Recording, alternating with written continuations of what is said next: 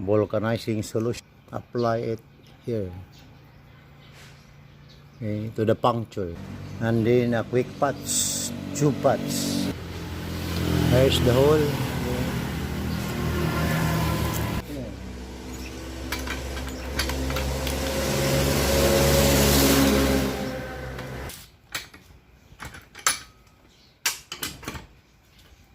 Okay.